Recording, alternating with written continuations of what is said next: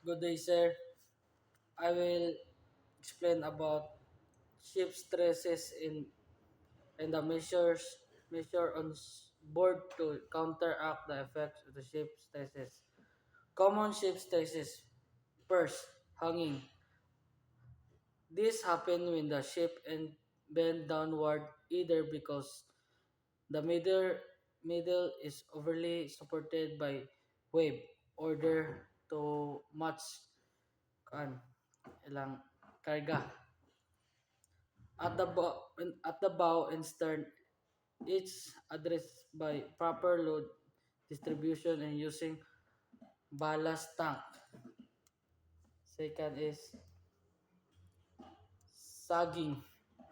The opposite of hanging where the barco sags downward because of a heavy load there or the end of lifted by waves like hanging proper load distribution and ballast tank are the countermeasures. 3. Sharing stress. This stress make part of the ship structures slide past each other, often due to uneven distribution of weight. 4. Personal stress. This is twisting stress on the entire ship caused by uneven wave force along the length of resisted by incorporating strong traverse and longitudinal strength member in the design. 5. Punting.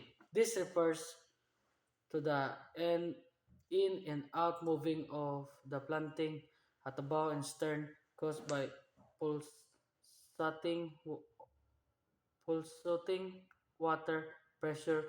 Planting frame and stringers are built in the strengthen this area. 6.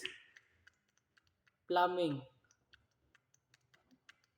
A forceful impact when the ship bow left out of the water and then hits it hard.